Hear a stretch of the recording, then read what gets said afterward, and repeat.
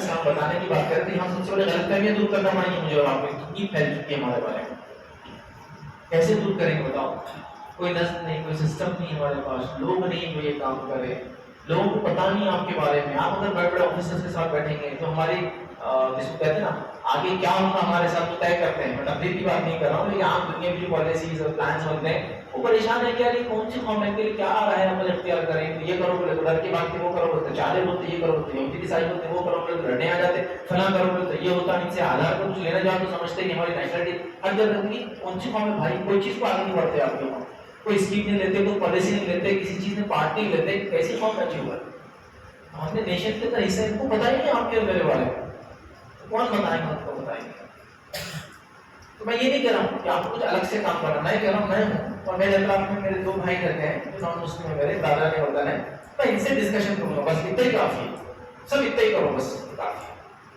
آسانی سے کام ہوتا ہے. یا بیٹھے میں کل کا کاروبار بڑھا کل ایسی خبر آئی، یہ بالکل غلط ہے. مسلمان تو ایسے ہوتے ہی، لیکن بھائی وہاں تو ہوا نا اس نے غلط کیا کیا بول رہا ہوں. اچھا ایسا ہے، اس کو بتا ہی تھا نا. اس کو لگا آگے سے خاموشی سے بات بھی نہیں کرتا، کچھ بولتا بھی نہیں، باتیں اور برائی کی طرف جاتی ہے. منہ کھولو، اسلام کیا ہے بتاؤ، غلط فہمی کم از کم دور کرو، خبریں جو آ رہی ہے اس کا ازالہ کرنے کی کوشش کرو. یہ تو بنیادی چیزیں کر سکتے ہیں ہم وہ بھی نہیں کر رہے. تو دعوت اسلام کو ایک نیکسٹ لیول کی بات ہوتی ہے. ابھی تو غلط فہمی مسکنسیپشنز دور کرنا، پھر لوگوں کو بتانا اسلام کیا ہے، اس کی حقانیت کیا ہے، بہت ساری چیزیں آپ سب جانتے ہیں.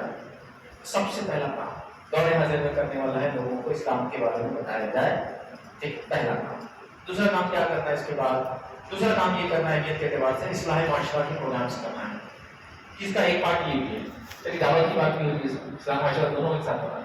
تو اصلاح معاشرہ کے پروگرامس کرنا ہے، چھوٹے موٹے نہیں، بہت زیادہ بڑے پیمانے پر ٹارگیٹ اورینٹڈ. مطلب کیا ہے، میں اس محلے میں ہماری مسجد ہے، اس محلے کا ہمارے پاس سروے موجود ہے، یہاں اتنے نوجوان ہیں کوئی بھی پڑھتا نہیں، تو ہم پڑھائی کا ایک یہاں پروگرام منفی ضرور رکھیں گے. ایک آدمی کو کیریئر گائیڈنس کے لیے بلائیں گے، جماعت کی طرف سے وہ آئیں گے اور لوگ سن کے جائیں گے.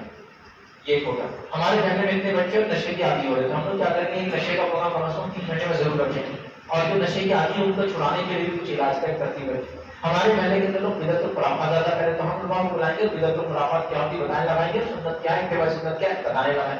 ہمارے محلے کے اندر بے پردگی بڑھ رہی ہے، ہم کیا کریں گے، لوگوں کو بلائیں گے، پروگرام رکھیں گے، اس بے پردگی کو ٹارگیٹ کر کے بتائیں گے پردے کی اہمیت کیا ہے.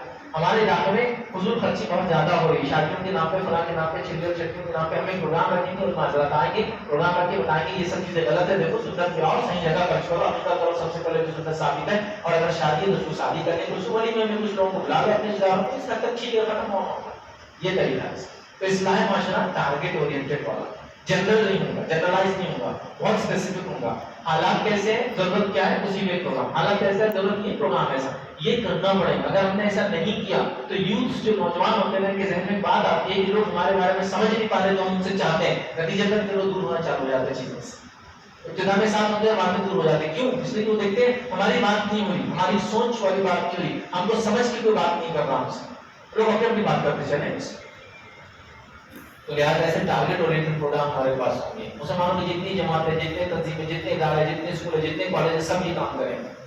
اپنے اپنے حد میں سب کر سکتے ہیں. میں تعلیم کی اس میں کروں گا، آپ دینی اس میں کیجیے، فلاں جماعت فلاں اس میں کریں گی، فلاں کی فلاں خصوصیت کریں، سب کو مل کر کرنا ہے. یہ کرنے والا اہم کام ہے اصلاح معاشرہ.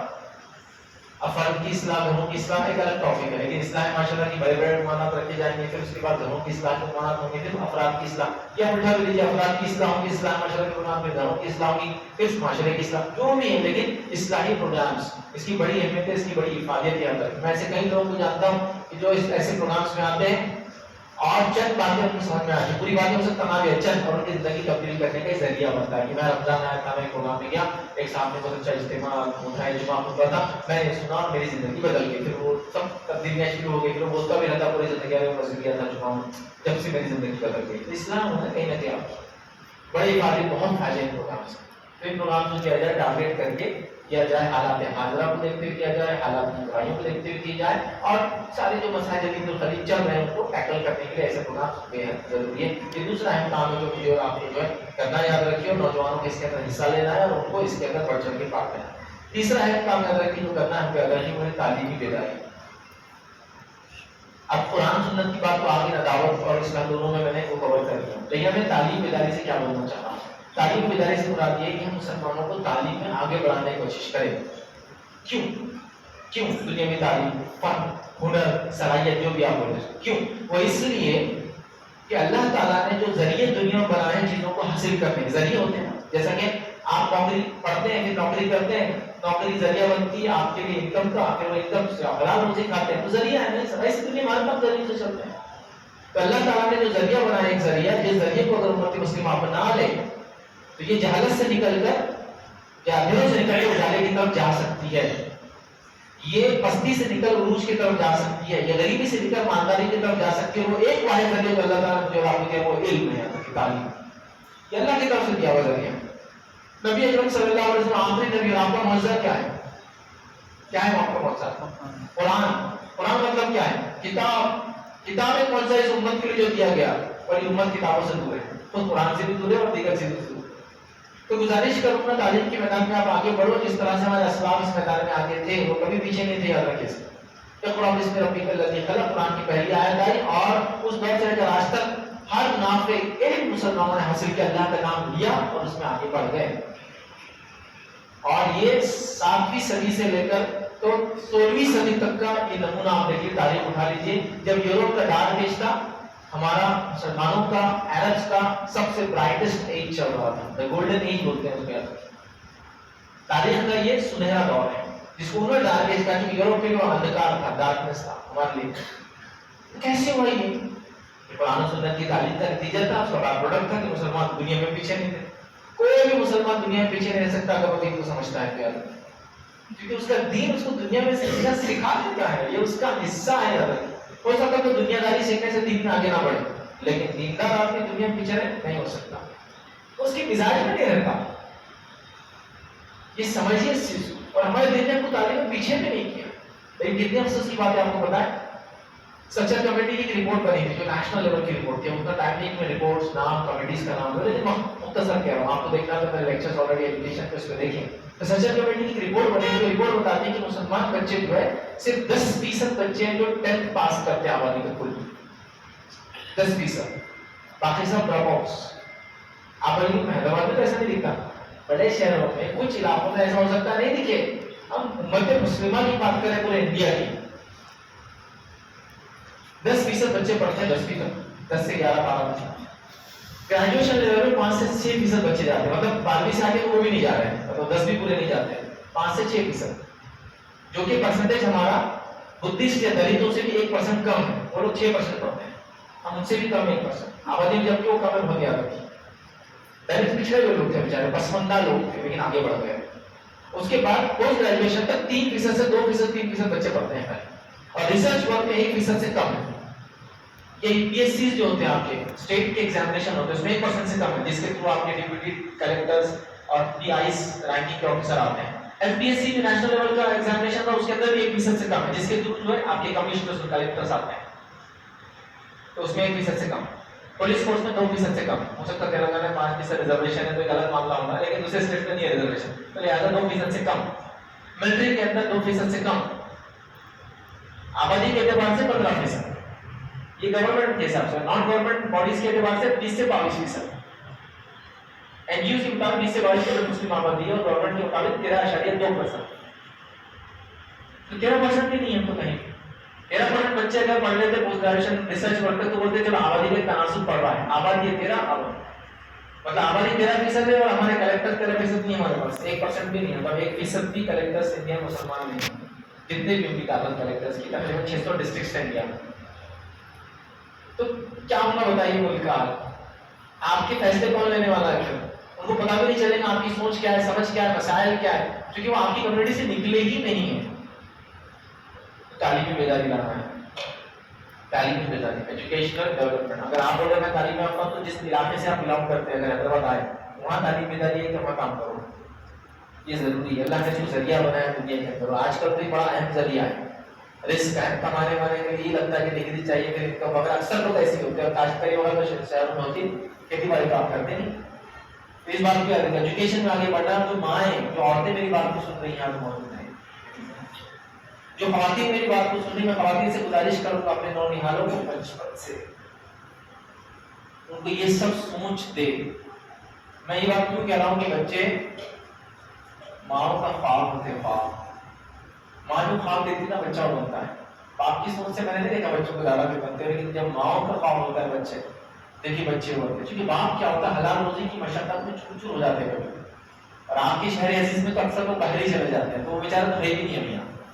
تو بچے کی تربیت میں ان کا حصہ زیادہ نہیں. کبھی میں سال میں ایک بار آج دیکھ رہے کیا چل رہا ہے، یا آج کل چلو اگر اسمارٹ فون آ رہا ہے تو ویڈیو میں دیکھ رہے. پھر بھی جب وہ دیکھ رہے جب سیٹنگ چینج کر دی جا رہی بیک گراؤنڈ کی، جب فون نہیں ہے سمجھ رہا ادھر کچھ چل رہا ہے، لیکن ابا کا فون آیا ادھر پڑا گیا، ادھر تو کتابیں رکھی ہوئی پڑھنے والی، کہیں ادھر چل رہا پولیس اسٹیشن چل رہا تھا تو ادھر نہیں بتانا ہے. حالات اس طرح سے نظر نہیں ہوتی، لیکن ماں وہ دیکھ رہی. بچہ ماں کا خواب ہوتا ہے، خواب دیکھنے والی عورتیں بنتی ہیں بچوں کے. اب میں صحابہ کے واقعات نہیں سناتا ہوں، بہت بڑے بڑے واقعات ہیں، لیکن میں اس کی بات کے دور میں ایک واقعہ سناتا ہوں. خالی وقت نہیں اتنا، ماں کا خواب کیسے بچے ہوتے ہیں. امام ابن تیمیہ امام احمد بن حنبل رحمہ اللہ اپنے والدہ کو ہمیشہ دعا کرتے تھے، دعا دیتے تھے، ہمیشہ دعا دیتے تھے. کیوں دعا دیتے تھے کہ آپ یتیم تھے، والد کا انتقال آپ کی جوانی سے پہلے ہوا. ایک دکان چھوڑ کر گئے تھے والد کا، اس دکان کے کرایہ دکان کو کرایہ سے والدہ نے دے دیا تھا، اور پیسے جو آتے تھے تو احمد کے لیے وہ خرچہ کرتی تھی. ماں کا خواب تھا. کیا خواب تھا معلوم اس ماں کا؟ امام احمد بن حنبل رحمہ اللہ کی ماں کا خواب تھا کہ امام احمد بن حنبل جو ہے یہ بغداد کے امام بنے، مطلب ایک ایسا شخص بنے جو لوگوں کے مسائل کو حل کرے، تو بغداد کا امام بنے میرا بچہ. اور یقین جانے وہ بغداد کے لیے پوری دنیا کی امام بن گئے. ماں کا خواب تھا، وہ ایک عورت جو خواب دے کہ میرا بچہ یہ بنے. بڑے ہوئے تو کہا کہ میں کماؤں گا تو کہا تم نہیں کماؤں گے. ماں خالی نہیں بولتی تھی، تو کہتے تھے مجھے شرم آتی، میں جوان ہو گیا امی اور آپ خالی ہیں. تو کہتے تھی تم پڑھو گے امام احمد، تم پڑھو گے، تم مدرسے میں جاؤ، سب سے اچھے ٹیچرز کے پاس جاؤں گے، اس کے لیے جو بھی رقم لگے گی میں دوں، جو خرچ آئے گا میں اٹھاؤں. تو ان کو شرم آتی تھی جب بڑے ہوئے کہ سب لوگ کام کر رہے، میں پڑھنے جاتا ہوں مدرسہ. خواب تھا بچہ کچھ کرے، تو خالی نہیں بنتی آخری وقت تک، اور امام احمد بن حنبل رحمہ اللہ کو پڑھاتے ہیں. تو جب ہم اور بڑے گئے تو سوچا نہیں مجھے بڑی شرم آتی ہے. یہ کیا کرتے تھے پھر مدرسے کے بعد جاتے تھے، لکڑیاں کاٹتے تھے اور لا کر بھیج دیتے تھے تاکہ کچھ نہ کچھ فزیکل پر ہو، ماں کو ہیلپ ہو. آپ سمجھ رہے اس بات؟ تو دیکھیے بچہ بن گیا امام، بغداد کا نہیں پوری دنیا کا امام بن گیا. اور کتنے بڑے بڑے اخبار اس امام کے تعلق سے لوگوں نے کہا کہ اللہ نے ایک چوتھائی علم اگر دنیا سمجھ دی ہے امام احمد بن حنبل کو دے دی، 1/4 آف دا نالج. پھر آپ کی مصعب احمد شاہکار اپنے اپنے کتاب، خیر موقع نہیں لیکن وہ ماں کا خواب تھے. تو ابھی ہمارے ماں نے خواب دیکھنا چھوڑ دیا، خواب دیکھنا چھوڑ دیا، ڈریمس جو حقیقت پر مبنی ہو، جس کے لیے ایک ماں کوشش بھی کرتی ہے. جیسے بیج کو خالی مٹی میں ڈال دینا کمال نہیں ہے، صحیح وقت پہ ڈالنا، صحیح مٹی میں ڈالنا، صحیح وقت پانی دینا، صحیح وقت اس کی عبادت کرنا، صحیح وقت اس کی کٹنگ کرنا، صحیح وقت اس کو بڑھنے دینا، یہ اصل چیز ہے. ویسی ماؤں کی ضرورت ہے. تعلیم اور ظاہر سی بات ہے دعوت اسلام کی، اصلاح معاشرہ کی تعلیم داری ماں دیں گی انشاءاللہ، وہ اصول تعلیم کرے گی. بیٹی تمہیں یہ بننا ہے بچوں، تم کو یہ کرنا ہے بچوں، مستقبل تمہارا یہ ہے، تمہیں یہاں تک پہنچنا ہے. خواب دیکھو، خواب دیکھو، خواب دیکھو. گزارش کروں گا میری اس بات کو اس کو خواتین لے جائیں تو یقین جانیے، میں کیا بول رہا ہوں، یقین جانیے ان ماؤں کی گود سے نکلنے والے 10 بچے اس پورے شہر کے لیے، پورے ملک کے لیے کافی ہیں. ان ماؤں کی گود سے 10 بچے، ایک بڑا کوئی دینی اگر امام یا مفتی آپ دیکھ رہے ہیں تو کسی ماں کی اولادی، وہ ایک مفتی کافی ہو جاتا ہے پورے ملک کے لیے. کبھی کبھار وہ ایک عالم کافی ہو جاتا ہے، وہ ایک قاری کافی ہو جاتا ہے. تو میں کہہ رہا ہوں 10 ماؤں نے اگر سوچ لیا 10 بچے میں سے نکالے تو 10 بچے شہر عزیز کے لیے نہیں، آپ کے اس ملک کے لیے کافی ہو سکتے ہیں. ماؤں نے خواب دیکھنا چھوڑ کے خواب دیکھنے والے بنو. پھر تعلیم کی تعلیم، نالج، ایجوکیشن، نالج، بس پیدائش سے موت تک. لوگ یہ کہیں کہ اگر سب سے اچھا علم حاصل کرنا ہے نا تو مسلمان بستی میں جانا پڑتا ہے، اس کے بغیر چارہ نہیں. سب سے نالجیبل لوگ نہیں بستے ہیں، اپنے پاس نہیں بستے. اور ایک زمانہ ایسا ہی تھا، ایسا ہی تھا کہ نان مسلم بچے بھی مسلمان استادوں کے پیر چھونے کے لیے بھاگتے تھے. چھونے نہیں دیتے تھے لیکن وہ بھاگتے تھے، چھوٹ کر استاد کے لیے پیر چھوتے تھے. اور اس کی ضرورت نہیں، گلے لگو، آپ رہو، ایک حاصل کرو، چاہو. نافع علم جتنے دنیا کے ان کو قرآن حدیث نہیں سکھا رہے تھے کیونکہ وہ ٹیچرس تھے. وہ دنیا بھی جانتے تھے، دیندار بھی شخصیت تھے، دنیا دار بھی تھے. ادھر جو امام کیے تو ادھر خدمت بھی کر رہے تھے، تو لوگ آ کے بیماریوں کے علاج کرا کے لے جا رہے تھے. ادھر جو ہے ایک دینی شخصیت ہے تو ادھر ایک حاکم اور منصف بھی انصاف کر رہے ہیں لوگوں میں، لوگ اپنے مسائل اور کیسز لا رہے ہیں. وہ ضرورت ہے. تو ہم لوگ بولے کہ مسائل ہے ادھر جانا پڑتا، ادھر حل نہیں، ادھر حل ہے. آج لوگ کیا کریں، ارے یہ بستے آ گئے، یہ بستی چھوڑ کے بھاگ جاؤ، دوسری بستی بساؤ. مسلمان آگے مطلب اب جب جہالت آنے والی ہے، گندگی آنے والی ہے، برائی آنے والی ہے. اب آخر میں ہم نے ایسے نمونے دیے بھی ان کو، ایسے بیڈ ایگزامپلس دیے، بری مثالیں تھیں ہمارے پاس. اس کے نتیجے میں یہ ہوا، تعلیم میں آگے بڑھو، نوجوانوں تعلیم میں آگے بڑھو، خوب نافع حاصل کرو. جتنے علوم ہیں قرآن سنت کے علاوہ جو نفع دے سکتی ہے سارے سب علم حاصل کرو. ڈاکٹر بنو، انجینئر بنو، اچھے میکینک بنو، فٹر بنو، ڈرائیور بنو، سب بنو، اور ہر کام کو اس کے حسن خوبی تک پہنچا دو. مطلب ٹاپ موسٹ لیول کا کام کرو کہ کوئی کہنے والا یہ کہے کہ اگر جھاڑو دینے والا بھی اگر اچھا آدمی چاہیے نا، ادھر نہیں ملتا، وہ بستی کو سامان لے جانا پڑتا ہے کیونکہ وہ اس کیلیبر میں جھاڑو دینے والے ہیں. آپ کون؟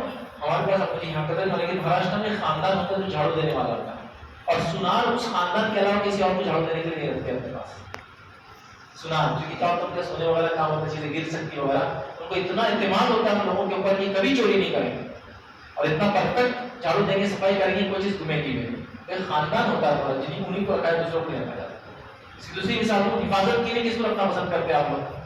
آپ تھوڑا نام ہے ہمیں گورکھا. گورکھا لوگ کو مطلب نیپالی گورکھا بولتے ہیں. ایک قوم ہے، آپ کو بتایا وہ قوم کیسی ہے. میں ایک بار نیپال گیا تھا، میں نے ایسے پوچھا بھائی گورکھا آپ کے لوگ جاتے ہیں وہاں خدا پر عبادت کرتے تو کیا خصوصیت آپ کی قوم میں؟ تو کہا صاحب اگر ہمارا آدمی اگر ہندوستان میں جا کے کہیں حفاظت کر رہا تھا اور وہاں سے چوری کر کے آئے، ہم لوگ مل کر اس کو قتل کر دیتے تھے، کیونکہ ہماری پوری برادری کا نام بدنام کر دیتا. مشہور ہو گئے نا حفاظت میں گورکھا ہے، جھاڑو دینے میں فلاں خاندان سنار وہی رکھتے ہیں. ہم کیا مشہور ہے بتاؤ؟ کوئی کہے کہ مسلمان ہی لگتا ہے. ہاں ہم کو صرف کب دیکھنے لوگ معلوم آپ کو نان ویج کھانا ہے کیا نا مسلمان ایریا میں کیا ہوتا ہے. ایرانی چائے پلانی ہے تو وہاں جاؤ، کیونکہ ریکار میں پورے وہیں سے کھا رہے پیتے اور سو رہے شریک ہے. اس کے علاوہ کوئی ایک چیز میں بولو کہ ہمارے پاس آ رہے ہیں. اب برا مت لگتا ہے. میں ایک سوال کرتا ہوں، آپ کے برانڈس یوز کرتے ہیں نا؟ یہ دیکھیے برانڈ ہے شنائزر، ایک برانڈ ہے سیمسنگ، ایک برانڈ ہے مسٹر مائک کا رکھا اہوجا، انڈین برانڈ ہے، ایک فون ہے شیف کا رکھا ہوا، ایک اور ایک برانڈ. مجھے ایک کوئی برانڈ بتاؤ جو مسلم ملک بناتا ہوں اور جو آپ پسند کرتے ہیں استعمال کریں. کوئی بھی بتا دو. صرف ترکی کی وہ خالد مت بولو میرے کو، ایران کی خالد مت بولو، اور ٹوبی مت بولو، کوئی دوسرا برانڈ بولو. چشمے میں کون سا برانڈ پسند کرتے ہیں آپ؟ ہے تو آپ کے پاس نام جو مسلم ملک بناتا ہوں؟ بولو نا. پانی کی باٹل نہیں بناتے ہیں ہم، دل کی بات باقی برانڈ سے بات کرو. گاڑی میں کوئی برانڈ بولو جب چلانا پسند کرتے ہو، مسلم ملک بناتا ہوں اسے. سنگل بول رہا ہوں. ہینڈ سیٹ کا کوئی برانڈ بولو مجھے تو بولے آپ یہ ہینڈ سیٹ پسند کرتے مسلم ملک پہ بنتا. میں بتا رہا ہوں ان کی یہ حالت ہے. ایک برانڈ نہیں ہے ہم کا سنگل. جوتوں میں 1100 سے زیادہ برانڈ ہے انٹرنیشنلی مانے جاتے ہیں. اس میں بھی ایک برانڈ نہیں ہے آپ کے. ہاں ورکر آپ ہیں جس نے بنایا، کمپنی آپ کی جہاں سے مینوفیکچر ہوگی نہیں، برانڈ نہیں ہے آپ کا.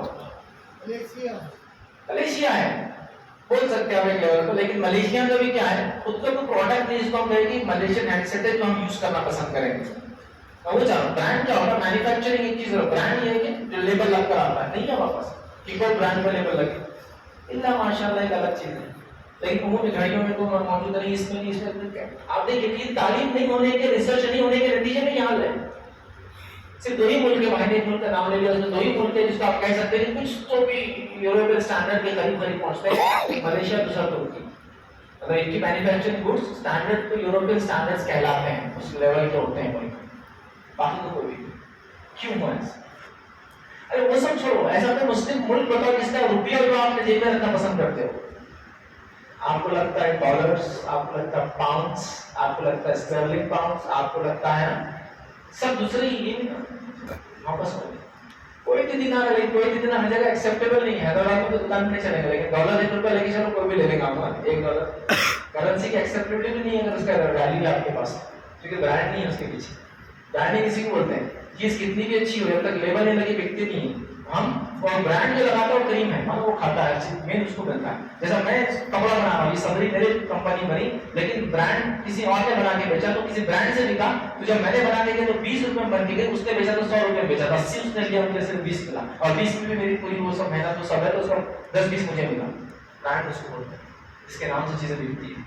مینوفیکچرنگ چاہے کوئی بھی کرو نہیں. تعلیم اور ریسرچ میں کمی کی وجہ سے ہوا. تو آپ کیا کرو نا، تعلیم اور ریسرچ میں آگے بڑھو.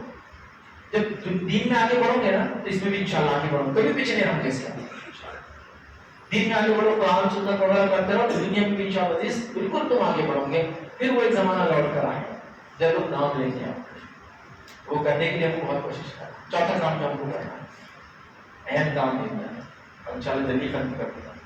اہم کام وہ یہ ہے کہ ہم کو آگے بڑھنا ہے طب کے میدان میں، میڈیکل فیلڈ. یہ کرنے والا کام ہے. اور یہ مثالیں میں کسی دنیا کے کسی ادارے سے نہیں لے رہا ہوں، کسی ملک سے نہیں لے رہا ہوں، کسی تنظیم اور جماعت سے نہیں لے رہا ہوں. جو قرآن و سنت کی بات ہے. طب کے میدان میں آگے بڑھیں. کیوں آگے بڑھیں؟ حدیث میں دیکھیے اس طرح کے الفاظ ہے. نبی اکرم صلی اللہ علیہ وسلم نے فرمایا جب ایک بندہ کسی بیمار سے ملنے جاتا ہے، بیمار سے ملنے جاتا ہے، جب بیمار سے ملنے جاتا ہے تو اگر صبح جاتا ہے تو شام تک، اور شام جاتا ہے تو صبح تک کتنے ہزار فرشتے اس کی دعا مغفرت کرتے ہیں؟ 70,000. صرف بیمار کو دیکھنے جانے کی بات ہو رہی ہے. بیمار کی مدد کرنا، بیمار کے لیے انسٹیٹیوشن اسٹیبلش کرنا، بیمار کا علاج کرنا، وہ تو نیکسٹ لیول ہو گیا نا. جب خالی زیارت کر کے بولنا بھائی کیسے ہے، صبر کرو، اللہ اچھا کرے گا، چند دعائیں دے کر کچھ اگر دے سکتے تحفے دے، اس سے دعائیں کروا سکتے تو کروا لے، کیونکہ وہ کمزوری کی حالت اللہ سنتا ہے کہ نکل جائے. یہ کام کرنا ہے بس. 70,000 اینجلس آپ کے لیے دعا کرتے ہیں. نماز میں سمجھ اللہ عنہ حمیدہ پڑھتے ہیں. امام صاحب ربنا لک الحمد حمدا کثیرا طیبا مبارکا فیہ پڑھتے ہیں. کیوں پڑھتے ہیں؟ کیونکہ اللہ کے رسول نے ایک بار حدیث میں دیکھا ایک صحابی نے دعا پڑھی تھی. کیا پڑھا؟ آپ نے کہا کس نے پڑھا؟ یہ 30 فرشتے بھاگے تھے دعا کو لے کر، 30 اینجلس بھاگے تھے، تو آپ نے پڑھنا شروع کر دیا. اور 70,000 اینجلس کی بات ہو رہی ہے جو دعا کر رہے تو میتھمیٹکس کا طالب علم تو سمجھ جاتا ہے 30 پر مقابل 70,000. میں نے کہا دعا کرنا چھوڑ دیجیے. جب یہ دعا کو آپ فائدہ حاصل کرنے کے لیے پڑھ رہے ہیں تو 70,000 والا فائدہ بھی چھوڑ رہے ہیں. یہ تو صرف دیکھنے جانے والے کے لیے. پھر آپ باقی سارا سسٹم اس کے لیے بنائیں، اس کے لیے محنت کریں، پیسہ جمع کریں، علاج کروائے، علاج کرنے والا بنے، انسٹیٹیوشن بنائیں، لوگ آگے وہاں کتنا اجر کا بہت زیادہ ہوتا ہے. میں کہہ سکتا ہوں چونکہ قرآن حدیث میں کوئی ویلیوز یا فگرز نہیں تو بول نہیں سکتا ہوں، لیکن ایک اندازہ تو لگا سکتا ہوں کہ خالی جا کر ملوں بیمار سے یہ فائدہ، اس کے اگر علاج کے لیے میں کچھ کر گزروں اور میں ہی ڈاکٹر بن کے اس کو فلاں کروں اور تو ذریعہ بن کر کیا کچھ نہیں ہو گئے. یہ سب قرآن و سنت میں ہے اور ہم بھول گئے اسے. ایک اور حدیث صحیح مسلم کی، اے میرے بندے، اللہ تعالیٰ مجھے روزے کھانا. حدیث میں 2-3 الفاظ ہیں، میں اس کو نہیں پڑھ رہا ہوں، خالی ایک ہی جو میرا پوائنٹ ہے ابھی کہ میں بیمار تھا تو مجھے دیکھنے نہیں آیا. بندہ کہتا اللہ سبحان اللہ، تو کیسے بیمار ہو سکتا ہے، میں کب نہیں آیا. اللہ کہے گا تو اگر فلاں بندے، اگر فلاں بندہ بیمار تھا، اگر تو اسے دیکھنے آتا تو مجھے پا لیتا، مطلب مغفرت کو حاصل کر لیتا، اپنے مراد کو پا لیتا. دیکھنے آتا تو پا لیتا. اللہ سوال کرنے والا تو علاج کرنے کے انسٹیٹیوشن ڈالنا، پھر لوگ آئیں گے، کتنی بڑی بات ہے. میں کیوں کہہ رہا ہوں کہ ہمارا زکات کا ایک بڑا حصہ اور صدقے کا ایک بڑا حصہ صرف امت مسلمہ کے علاج میں زیادہ تو غریب لوگ ہیں، لیکن اگر وہی علاج اگر ہم ادارے ڈال کے کریں گے تو وہ علاج اس سے 10 گنا کم ہے. مطلب جہاں ہم 100 روپے علاج کر رہے ہیں 10 روپے میں ہوگا، کیونکہ آپ کے انسٹیٹیوشن میں زکات و صدقات سے آپ چلائیں گے تو امت کے زکات و صدقات دوسرے کام میں نہ لگتے اور دوسروں کو جائیں گے. اس سے انسٹیٹیوشن اسٹیبلش ہوگا، اس کے ذریعے لوگ روزگار بھی کمائیں گے اور زکات کا جو اصل معنی تھا وہ ہو جائے گا کہ بیت المال کے ذریعے جائے، اتنا جائے کہ ایک آدمی کا مسئلہ پورا حل ہو جائے. اب ایک آدمی کو 500 روپے دیں ایک بار علاج کرے تو اس کا مسئلہ حل نہیں ہو رہا، کیونکہ اس کو علاج 15,000 چاہیے. تو بیت المال سے اگر 15 دے دو تو دواخانہ کھول کے 2,500 میں خود علاج کرتے ہیں. کیا کرنا ہے سوچو، سوچ نہیں رہے. آپ سب سے گزارش کرتا ہوں ایسے انسٹیٹیوشن اسٹیبلش کریں جس کے اندر لوگوں کا علاج ہوتا ہے. چھوٹے کلینک سے پالی کلینک سے ہاسپٹل سے ملٹی اسپیشلٹی سپر اسپیشلٹی جائیں گے. آپ انشاءاللہ ضرور جائیں گے. کوئی ناممکن چیز نہیں، کوئی بڑی چیز نہیں. اتنے بڑے شہر کے اندر یہ کام ناممکن ہے ہی نہیں. میں آپ کو بتا سکتا ہوں آپ بڑے بڑے آپریشن میں 2-4 لاکھ کے ہوتے ہیں، اس کو 30-40 ہزار 20 ہزار میں کر سکتے ہیں اگر آپ کے خود کا اسٹیبلشمنٹ ہو جس میں کٹس نہیں ہے، ریفرنسز نہیں ہے، ریفرلس نہیں ہے، کچھ بھی نہیں، ایجنٹ گری نہیں ہے. آپ مدد کے لیے کھولا، زکات کے پیسے کھلا ہے، آپ مستحق ہے، آپ علاج کرو جاؤ. 60% تو ریفرل پیڈ کر دیجیے. تو اگر 100 روپے کا آپ کا ٹیسٹ ہے تو اسے 60 روپے کا ریفرل ہے، کٹ ہو گیا تو 40 کا ہے، 40 میں بھی اس کو منافع ہے. اس ریفرنس کٹ کرو تو آپ کو تو آدھا تو قیمت ہی ہو جاتی ہے. لیکن ہم سوچ نہیں رہے زکات کے فائدے اٹھانے کا. گزارش کروں گا آپ یوتھ سے، نوجوانوں سے، آپ میڈیکل فیلڈ سے ہو نہ ہو اس سے کوئی مطلب نہیں، وہ سوچ رکھو کہ علاج کرنا اللہ تعالیٰ آپ کو ذریعہ بنا دیتا ہے. اس کا ڈاکٹر نہیں ہوں گے آپ ڈاکٹری والا کام کرتے ہیں، مطلب لوگوں کو اپوائنٹ کر کے ڈاکٹرس کو جاب پر رکھ کر کلینک چالو کر کے تنخواہ کا انتظام کر کے چلاؤ، سب کو پیشنٹ آئیں گے، آپ کو اجر ملیں گے کیونکہ آپ نے صرف ایمانداری نہیں اور ان کے علاج کے انتظامات کرنے میں لگے تھے. یہ انسٹیٹیوشن اسٹیبلش کرو، بہت امپورٹنٹ، بہت امپورٹنٹ، بہت امپورٹنٹ. اور ناممکن نہیں ہے، اتنا آسان ہے، میں آپ کو کہہ رہا ہوں، آپ سے اتر جائیے، اللہ کی مدد آپ محسوس کریں کہ اللہ تعالیٰ مدد کر رہا ہے۔ ہم نے ارادہ کیا، ہماری مسجد کمیٹی نے، ہمارا محلہ کمیٹی نے، ہمارے کیا آپ کے حلقہ کمیٹی نے، یا آپ کا جو ایک کانسٹیٹوینسی ہوتی ہے، ارادہ کیا لوگوں نے مل کر اور ایک اسٹیبلشمنٹ کر دیا، یہ سال کی زکوٰۃ سے ہی ویریفائی کرے لوگوں کو، علاج چارجز۔ زکوٰۃ کا اصل مطلب تو یہ کہ جیسے کہ ویسے دی جانا چاہیے، ابھی مثال میں بیان نہیں کرنا بیٹھا، لیکن جب وہی چیز کو آپ پیسہ دے رہے ہو، جا کے وہ 100 روپے میں کر رہا علاج، جبکہ وہ علاج آپ کے پاس ہو تو اسی پیسے 10 علاج ہو سکتے 100 میں، تو کہاں سے اس کی ضرورت ہے اس کو دینے کی؟ آپ اپنے پاس سے شروع کیجیے۔ بڑی اہم چیز زکوٰۃ صدقات ہمارے کتنے جا رہے ہیں سب کاموں میں، یہ نظر کے تھرو تعلیم ہوگی، اور جو چیزیں ہو سکتی ہے آپ سب کر سکتے ہیں، کیونکہ اگر میں دوں گا تو وہ جا کے 5000 روپے مہینہ اس کی فیس جا رہی ہے، جبکہ آپ کھولیں گے تو 500 روپے مہینہ، 10 بچے پڑھیں گے اتنے پیسے کے۔ چوتھا کام پر ہم کو کرنا ہے، بڑا اہم کام ہے، اور وقت کی یہ کام ہے ضرورت ہے۔ آج کا آخری پوائنٹ میں ہم دیکھیں، 5واں پوائنٹ رہے گا، دور حاضر میں کرنے والے کام میں ایک اہم کام ہے، وہ یہ ہے سود حرام ہے۔ کوئی ایسا آدمی بیٹھا ہے تھوڑا نہیں سود میرے نزدیک حلال ہے، یا کوئی ایسا آدمی ہے جو وہ بات کو مانتا ہے، کچھ لوگ آج کل بڑے عجیب و غریب باتیں کرتے ہیں، سنتا بھی تو مجھے بھی ہنسی آنے لگ جاتی ہے، بولے سود دینا جائز ہے، لینا حرام ہے۔ اب اس بات کو میں سمجھاتا ہوں، سود دینا جائز ہے تو میں آپ کو دے رہا ہوں، لیکن آپ کے لیے لینا حرام ہے۔ فلسفہ بھی کہتا ہے دینا جائز ہے تو چلو ٹھیک ہے میں دے رہا ہوں، آپ کے لیے لینا حرام، کون سی بات ہے؟ کہاں سے نہیں بات؟ اور جس نے بات بولا وہ مسلم ملک میں بیٹھا ہوا ہے، وہاں تو دونوں مسلمان ہیں، دیکھنے والا بھی لینا ہے۔ انڈیا میں کوئی بولے تو پھر بھی سمجھ میں آتا ہے کہ شاید نان مسلم کے لیے بول رہا ہوں، جس ملک کو اوور کراس کر دیا وہاں دونوں مسلم ہیں، بولے دینا جائز ہے تو ٹھیک ہے میں دینا چاہ رہا ہوں، لیکن آپ کے لیے لینا حرام ہے۔ یہ کون سا غلط طریقہ رہ گیا؟ سب کو پتا ہے کہ سود حرام، سب کو پتا ہے۔ اچھا، سود کے تعلق سے وہ اعلان ہے جو اعلان عموماً مشرکین کے تعلق سے بھی نہیں، وہ اعلان جنگ سیدھا جو سود دیتا ہے، اعلان جنگ اللہ نے کر دیا اس کے خلاف، وہی بات قرآن سے ہے۔ اب سوال یہ ہے کہ پیسوں کی ضرورت آپ کو مجھے سب کو ہے، کیسے کریں گے اس کا مسئلہ حل؟ کسی کی بیوی بیمار ہے، کسی کا بچہ بیمار ہے، کسی کی بیوی حاملہ ہے، کسی گھر میں کوئی بیمار ہے، کسی کی تجارت کی ضرورت ہے، کسی کو گاڑی کے لیے ضرورت ہے، کسی کو تعلیم کے لیے ضرورت ہے، کسی کو کیا کیا چیزیں نہیں ضرورت ہے۔ اکنامی، فائنینس کی ویلیو کی حیثیت ایسے ہی ایک سماج میں ہے جیسے خون کی حیثیت جسم میں ہوتی ہے۔ کوئی بھی سماج جیسا کوئی بھی جسم بغیر خون کے نہیں چل سکتا، تو کوئی بھی سماج بغیر فائنینس کے اکنامی کے نہیں چل سکتا، اس کی ویلیو ویسی ہے خون کے جیسی ہے۔ تو ہمارے پاس خون کو بتایا اچھا خون کون سا ہے، برا خون کون سا ہے، تو سوال یہ ہے کیا کریں؟ اگر ادھار لینا ہے تو میں کیسے لوں؟ اس کے لیے کیا سسٹم ہو ہمارے پاس؟ اس کے لیے ہم کیا محنت کریں کہ کیسے ہمارے پاس جو ایک سسٹم بنے، ہمارے پاس مال و دولت ہو، ہم جس کی وجہ سے لوگوں کو لون دے سکیں بلا سودی؟ کیسے کریں گے بتائیے آپ؟